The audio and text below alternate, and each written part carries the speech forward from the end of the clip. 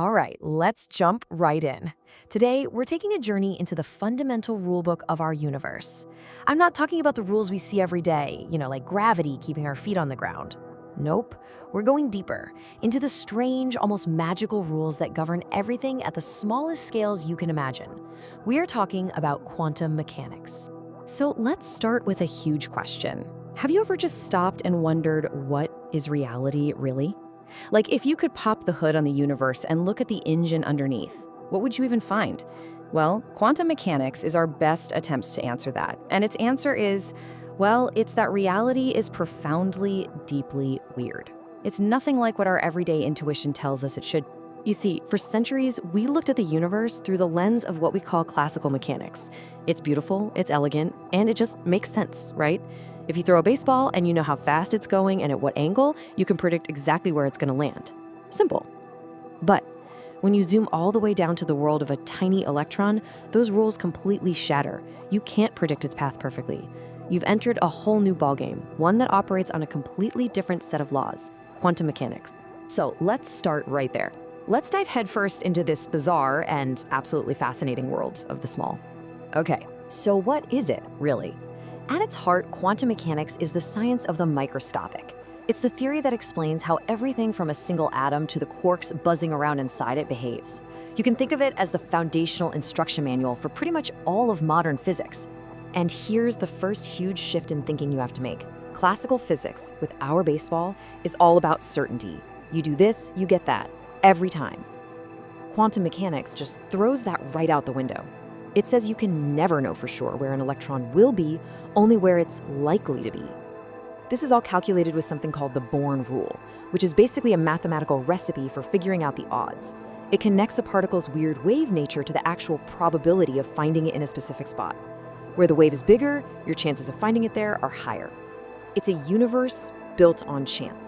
And this whole probability thing leads to some seriously strange consequences. It lets the fundamental building blocks of our world act in ways that just seem to defy all logic. So let's look at how these tiny particles seem to consistently, misbehave. On one hand, we know that things like electrons and photons, particles of light, are little discrete objects. We can detect them one by one, hitting a screen like tiny microscopic paintballs. A definite thing in a definite place. Makes sense so far. But, and this is where your brain starts to melt a little, that exact same particle can also act like a spread out wave of pure possibility existing in many places at once. It's not one or the other, it's somehow impossibly both at the same time. Think of it like this. It's a coin that is both heads and tails, right up until the very moment you look at it. This is called wave-particle duality. There's a famous experiment that shows this perfectly. It's called the double-slit experiment. If you fire electrons one by one at a barrier with two slits in it, you get this really strange pattern on the screen behind, a series of bright and dark bands. That's an interference pattern, and you only get that from waves canceling each other out. So what does that mean? It means each single electron traveling all by itself somehow went through both slits at the same time and interfered with itself. But, and this part is just wild, the second you put a little detector there to see which slit the electron actually goes through, the wave pattern disappears. It goes right back to acting like a normal little particle. The very act of looking at it changes what it does. It suggests that reality, deep down, might not be some fixed thing just sitting there. It might actually be shaped by the questions we ask of it. And this is all tied to another cornerstone of the theory, Heisenberg's uncertainty principle. Now, this isn't about us having clumsy lab equipment. This is a fundamental law of nature. There's a built-in cosmic trade-off. The more precisely you can pin down where a particle is, the fuzzier its momentum, its speed and direction becomes. And the more you know about its momentum, the less you can possibly know about its exact location. It's like reality itself has a fundamental layer of fuzziness that we can never get past. And if you thought all that was strange, just you wait. Let's move on to a phenomenon that Albert Einstein himself found so deeply unsettling that he gave it a famous nickname, spooky action at a distance. The physicist Erwin Schrödinger knew just how central and completely bizarre this next idea was. He said it was the single most important feature of the whole theory, the one thing that truly forces it to break away from all our normal ways of thinking. He was talking about quantum entanglement. So imagine you have two coins that are magically linked. You flip them, put them in separate boxes, and give one to a friend who travels to the other side of the galaxy. The instant you open your box and see that your coin is heads, you know instantly, faster than light, that your friend's coin is tails. That's entanglement. Two particles become linked, sharing a single existence. When you measure one, you instantly influence the other no matter how much space is between them. It's spooky. So, at this point, you might be thinking, okay, this is a fascinating, mind-bending philosophical puzzle, but what does it have to do with me? Well, it turns out that harnessing all this quantum strangeness is the foundation of our entire modern world.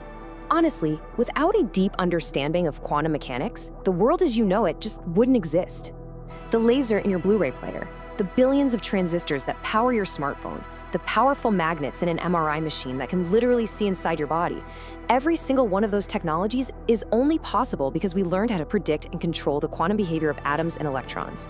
It is the engine of the digital revolution. But here's the thing. For all the incredible, world-changing technology we've built on it, the story of quantum mechanics is far from over. It's raised some of the deepest philosophical questions we have ever had to face. And 100 years later, many of them are still completely up in the air. For instance, what even is a measurement? What is it about us looking at something that forces a particle to give up its wave of infinite possibilities and just collapse into one single reality? This is known as the measurement problem. And trying to solve it has led to some really wild but scientifically serious ideas, like the many worlds interpretation. This theory says the particle doesn't choose one path at all. Instead, every single possible outcome actually happens, and each one branches off into its very own parallel universe. Which means, if it's true, there are an infinite number of yous out there living out every possible choice. And look, if you're finding all of this a little bit hard to wrap your head around, you are in very, very good company. The Nobel Prize-winning physicist Richard Feynman, one of the brilliant minds who helped build this theory, famously said that nobody truly understands it. We know how to use it with incredible precision, but what it's really telling us about the nature of reality is still completely up for debate. And that leaves us with one last big thought. We have this amazingly successful theory that is also deeply mysterious. It describes a reality built on probability, uncertainty, and these spooky connections that seem to ignore space and time. So, if the universe is fundamentally random and weird at its very core, what does that mean for the big concepts we hold so dear, like cause and effect,